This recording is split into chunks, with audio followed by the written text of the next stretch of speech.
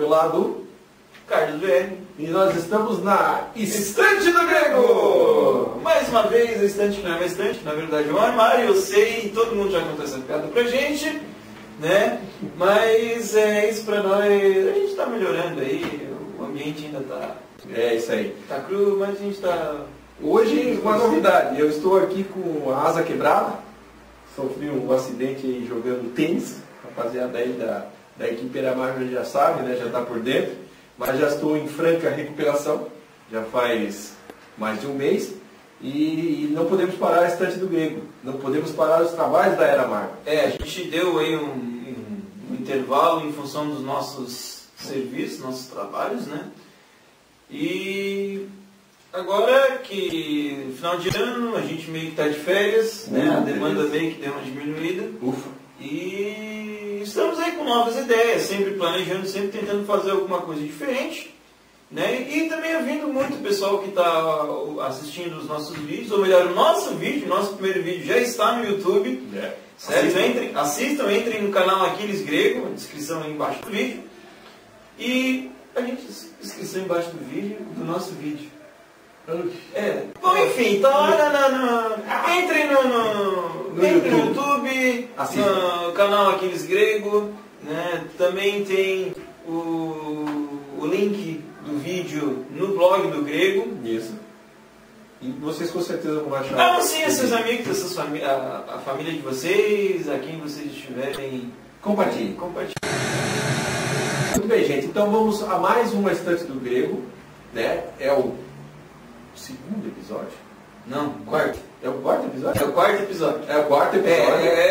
A gente está ainda, em termos de sequência, como a gente teve muita coisa gravada, a gente ainda está montando, na verdade, os episódios. Esse oficialmente é o quarto episódio. Isso. Certo? A gente gravou uma videoconferência com o Aldebaran, né, lá da casa dele mesmo, de São Paulo, é São José. Diadema.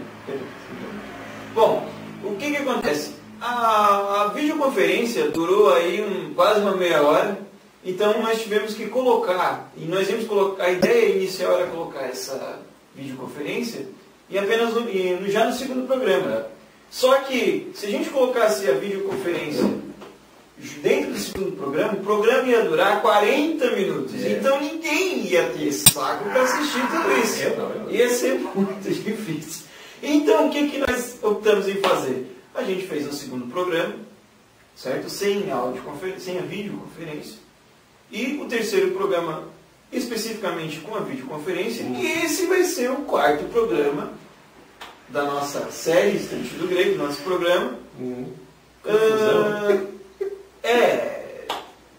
Não, mas vai dar certo, vai dar certo. Mas vai dar certo. A gente tá... Vocês vão entender o que a gente está fazendo aqui. Espero que compreendam. Mas muito bem, tocando o programa adiante. O primeiro quadro de hoje, Carlos, o mesa redonda que não é redonda. Mesa redonda. Beleza? Mesa redonda que não é redonda. Beleza.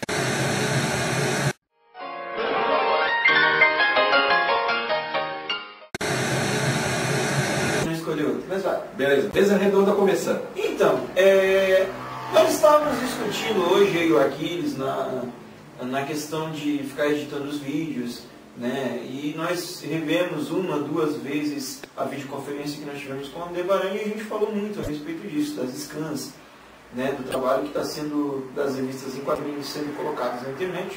Sim. E surgiu a ideia da gente debater a respeito de como é feito, qual é o processo de escaneamento de HQ, como a HQ vai parar na internet. Legal. E como ela é traduzida, como ela é refeita, como ela é diagramada, enfim, todo o processo de escaneamento. O pessoal vai gostar de saber. Né? E até o início até o final do ano passado eu também não conhecia. Eu comecei a trabalhar com scanners, com tradução, quando eu entrei na equipe da Eramargo, e eu desconhecia todo o trabalho que era feito em cima desse tipo de material. Né? Eu só faço a parte de tradução, Aquiles conhece praticamente todo o processo, foi ele que me ensinou bastante coisa, tudo que eu sei a respeito disso. Né? E hoje a gente vai conversar a respeito disso. Né? Então, aqueles, eu te pergunto, como é que começa tudo isso? Muito bem. Então vamos tentar explicar aqui em poucos minutos, como sempre em poucos minutos, né? Como funciona o processo de fazer uma scan, certo? Desde o início lá, com o tradutor fazendo o principal, uma das coisas principais, que é traduzir, porque se não tiver uma tradução, meus amigos, não tem nada para fazer, né? Até chegar à fase final, onde o diagramador coloca as letras no balão e finaliza o trabalho, onde você depois tem o prazer de ler as scans. Na verdade, o final do processo é quando a gente fecha o arquivo em PDF, de modo a ninguém mais conseguir alterar. Você e depois vai para vocês fazerem a leitura, é óbvio, né? Mas tudo bem, vai lá, Guilherme, continua. Então tá, o processo funciona assim. Você tem que ter inicialmente uma scan. Você pode utilizar uma scan nacional, de revistas que foram lançadas no Brasil. Essa aqui, né, por exemplo. Ou você pode pegar a original americana e trabalhar em cima dela. O que o pessoal da Era Marvel está fazendo é pegar a original para que consiga trabalhar em cima do texto fielmente, né? Traduzir ele fielmente, para que todo mundo conheça como realmente a história foi publicada nos Estados Unidos e como deveria ser passada para nós aqui no Brasil, o que não foi feito, mas isso é um assunto de outro programa que nós já discutimos. Pegamos essa scan e, se ela não estiver numa qualidade muito boa, fizemos o processo de restauração. O que é o processo de restauração? Você entra no Photoshop e, utilizando umas ferramentas adequadas para o processo, você faz com que uma imagem amarelada, suja, ou com algumas coisas que o tempo e a deteriorização fazem, falei certo, cara, isso tudo no Photoshop você arruma, faz com que a revista parecesse nova. Okay? Sim, sim. E também existem aquelas scans que elas já são digitalizadas, as Masterworks, né? Que elas já são digitalizadas, né? Já são feitas dentro do formato, vamos dizer ideal. Ideal pro computador eletrônico, né? Não foram escaneadas, elas foram desenhadas mesmo dentro do computador, né? Mas tem vezes que mesmo no Masterworks a gente faz alguma alteração ou outra em relação ao tratamento de cores, sim. Cores, né? Porque é o seguinte, existem as revistas digitais, ou seja, isso que o Carlos estava falando, e que a revista ela é digitalizada, de verdade, com uma qualidade superior, que chama-se Masterworks, entendeu? E existem as BHMs, as Bibliotecas Históricas Marvel, que foram lançadas no Brasil. O que você faz? Você escaneia essas bibliotecas, certo? Já estão traduzidas, já está tudo pronto. Você só tem que escanear, tratá-las através da restauração, tirar as arestas, as coisinhas que aparecem de canto de revista, essas coisas aqui no meio, e pronto. Já está pronto, certo? Mas nem todas as revistas originais foram lançadas no Brasil. Não existe BHM de tudo. Principalmente as revistas da década de 60, 70, 80, que o pessoal da Era Marvel está trabalhando. Então o que acontece? Grande parte desse material que a gente está traduzindo, né, não tem aqui no Brasil em português. Isso. Né? E grande parte, da pouca parte que existe aqui no Brasil, ela não está completa. Exatamente. Então tá, continuando o processo. Muito bem, vamos fazer de conta que eu já tenho a revista original. Não existe a BHM do que eu vou fazer.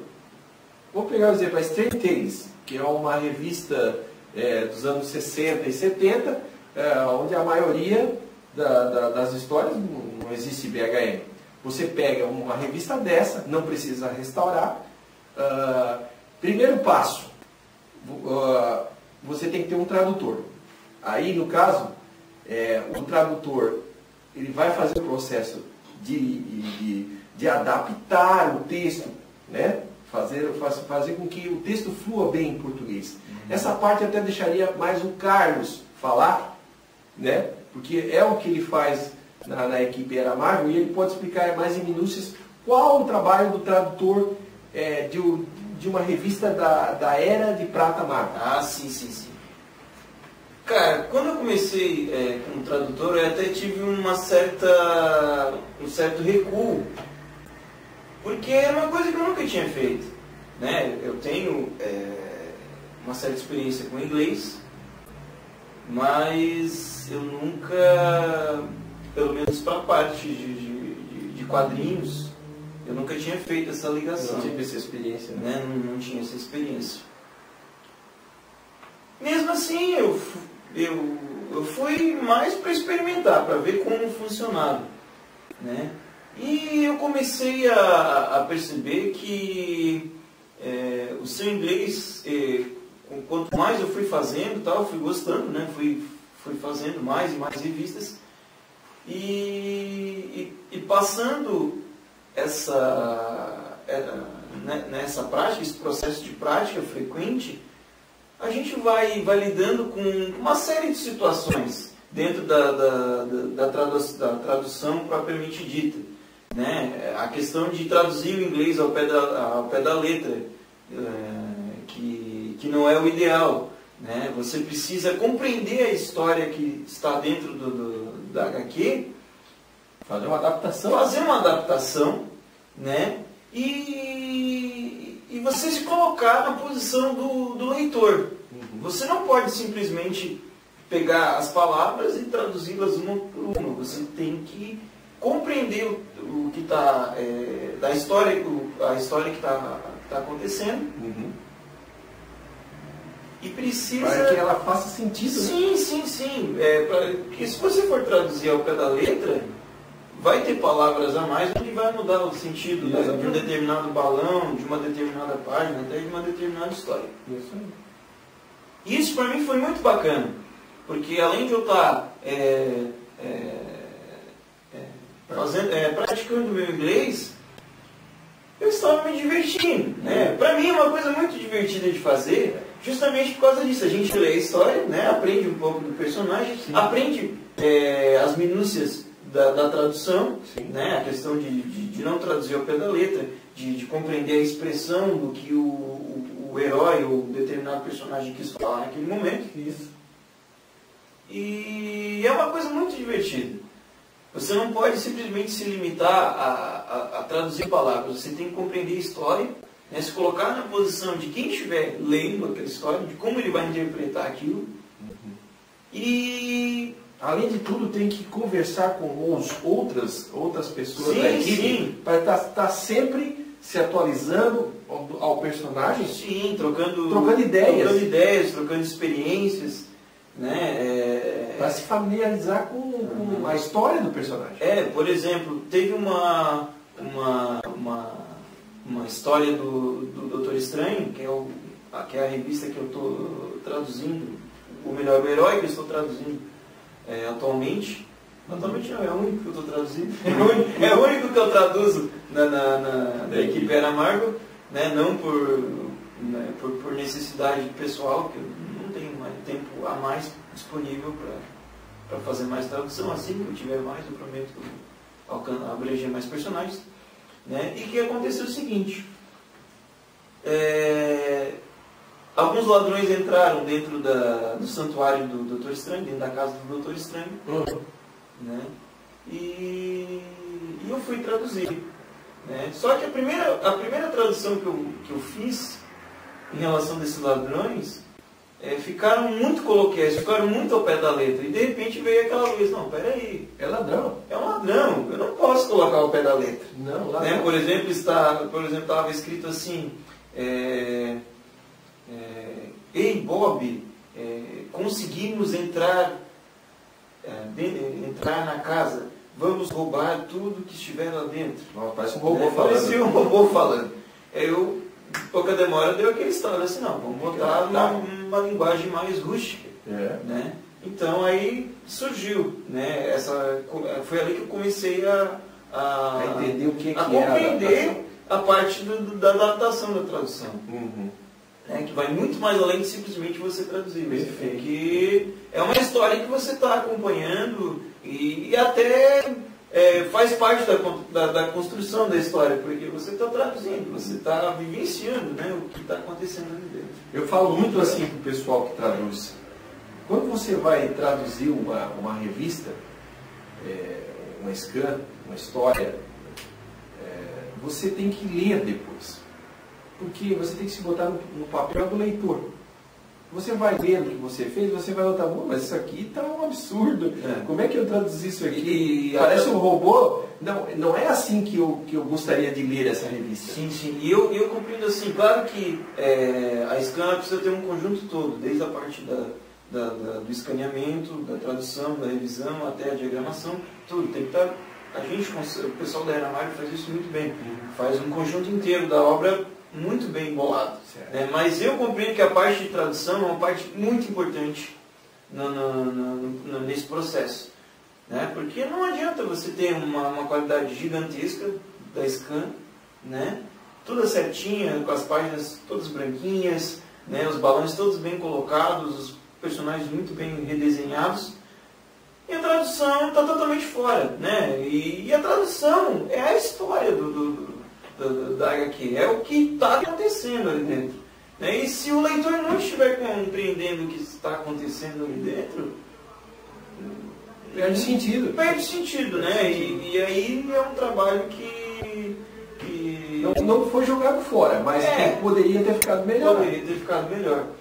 Eu acho que o tradutor se realiza muito mais quando alguém lhe dá um agradecimento e lhe diz que o trabalho dele foi excelente. Sim, fica muito mais agradecido e para ele mesmo, né? Claro, porque ele viu que ele fez um trabalho que valeu a pena. Muito bem, essa é a parte do tradutor. Vai até um certo limite, Só um detalhe, se vocês quiserem ver as minhas traduções, né, vocês entrem no blog do Grego e procurem o Doutor Estranho, certo? Eu não lembro... Na Strange Tales. Na Strange Tales, onde tem as traduções do Sir Carlos, que sou eu. Né? Em várias revistas. Em várias revistas, né? Eu acredito que é da 126, 124, eu não lembro qual é o número da revista. Mas eu acho que até anterior, Carlos.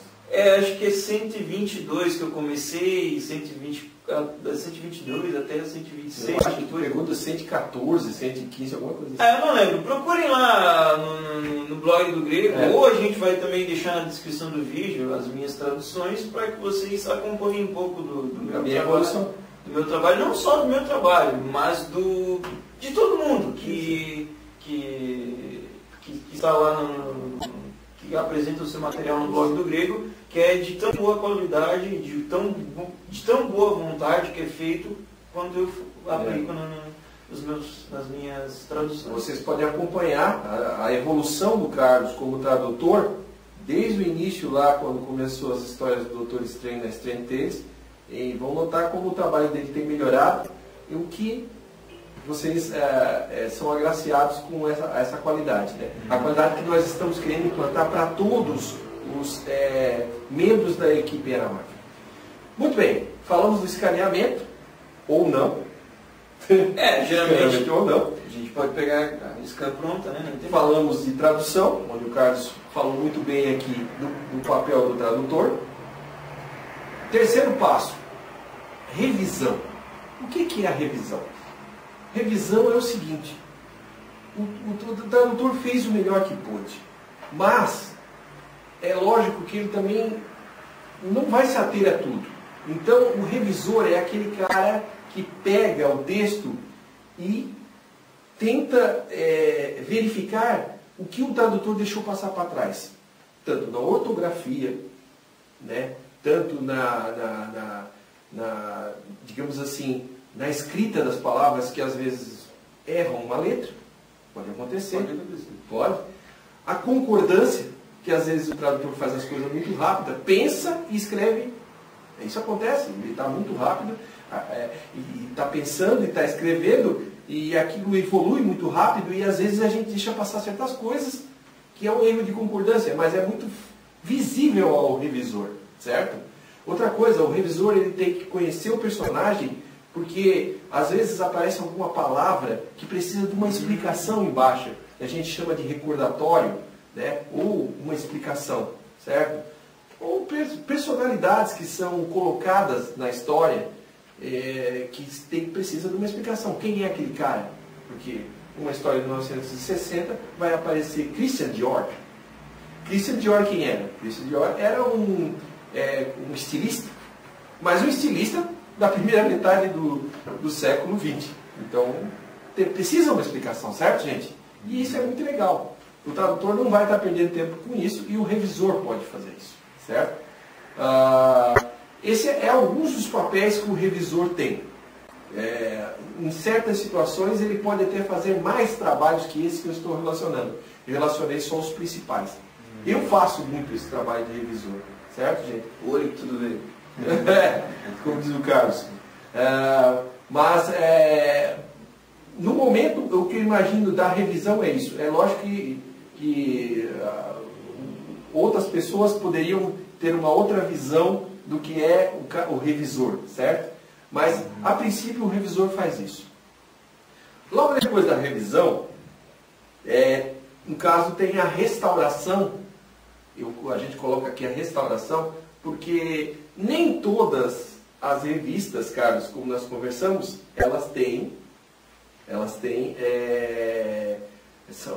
são digitais, como nós conversamos, né? Sim, e sim. aí, faz-se a restauração, como eu já expliquei antes, né? Faz a restauração, né? Tira, blá, blá, blá, blá. Mas já foi explicado antes, né? O que isso faz.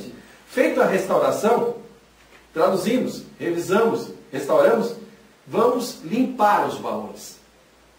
Que é um processo que é feito no Photoshop, também assim como a restauração. Um processo que um dia nós podemos explicar aqui direitinho, ou com algum especialista, como se faz. Você limpa os balões conforme a cor deles. Não pode limpar todos os balões cor branca. Se existe verde, amarelo, é tudo conforme na revista original. Certo? Isso, a única coisa que altera em relação às revistas originais são apenas os textos. Exatamente. Né? É feito o tratamento das páginas, mas sem alterá-las. Né? A única coisa que nós fizemos é simplesmente melhorar a qualidade delas. Né? Mas nunca tirando nada de desenho, vamos dizer assim. Sim, nunca não vamos adulterar a arte original, correto? Sim, sim. Muito bem. Depois de limpar os balões, o que tem que fazer? Tem que colocar as letras. E esse processo chama-se diagramação.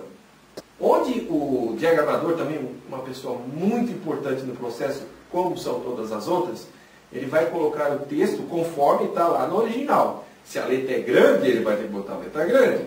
Se a letra tem um tipo de fonte, ele vai tentar encontrar aquela fonte para fazer parecida, porque igual não dá, né? Muito difícil. E é feito a arte das capas. As capas são traduzidas com logos e tudo em português. Tudo como respeitando as originais americanas. Tudo como deve ser feito. E feito isso, feito esse processo todo de escrevimento, tradução, revisão, restauração, limpeza de balão e diagramação, ainda no final, normalmente a gente passa por uma pessoa dar uma olhada final. Normalmente sou eu.